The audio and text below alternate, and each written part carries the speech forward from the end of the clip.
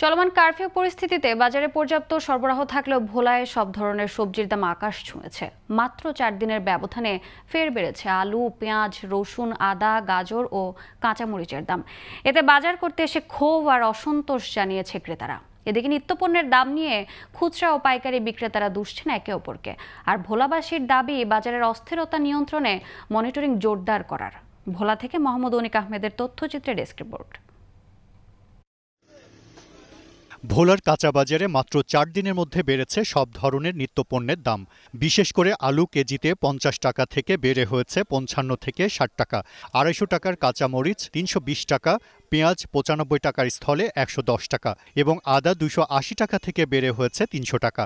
আর প্রতিদিন কোনো না কোনো পণ্যের দাম 5 থেকে 20 টাকা পর্যন্ত বাড়ছে। তাই বাজার করতে এসে হতাশ ক্রেতারা। এজন্য বাজার মনিটরিং এর দাবি তাদের। কাঁচা বাজারের দাম তো অনেক বাড়তি, দ্রব্যমূল্যের দাম অনেক কিছু বাড়তি। আমরা অনেক সাধারণ মানুষ অনেক কষ্টের ভিতরে আছি। আমাদের দাবি যে একটু শিথিল করুক, ভালো চলুক, এটা আমাদের দাবি। কোনো বেচা কিনি নেই, টোটাল আমরা তো ভাত না খেয়ে মরতে আছি। তারপর লোক নাই, জন ডর আসে না, মানুষে ভয়ভীতি থাকে, মানুষের শরীরের ভিতরে বেশি মানুষ বাইরে না রোডে। তবে বাজারে পণ্যের দাম বাড়ার সুনির্দিষ্ট জবাব না থাকলেও পরিবহন বন্ধ থাকায় দাম বাড়ছে বলে অজুহাত দেখালেন ব্যবসায়ীদের এই নেতা। আমাদের দাবি হলো আমাকে ব্যাংকের লেনদেন আমরা যেন ভালোভাবে করতে পারি, আর স্বয়ং আমাদের কারফিউ দরকার নেই। আমাদের কারফিউর কারণে আমাদের লোকজন আসে না, বেচা কিনা করতে পারি না। এদিকে জেলা প্রশাসকের দাবি চলমান পরিস্থিতি নিয়মিত মনিটরিংয়ের ওপর কোনো প্রভাব ফেলেনি।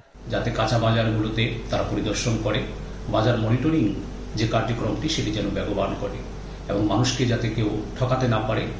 দ্রব্যের সরবরাহ থাকা সত্ত্বেও যদি বাজারে দ্রব্যমূল্য বৃদ্ধি পেয়ে যায় তাহলে পরে সেটি অপতৎপরতা তাদের কাছে জেলা প্রশাসনের পক্ষ থেকে নির্দেশনা প্রদান করা হয়েছে। কারফিউ পুরোপুরি শিথিল করলে পণ্যের দাম নাগালের মধ্যে আসবে, এমনটাই প্রত্যাশা ভোলাবাসীর। Global television news desk.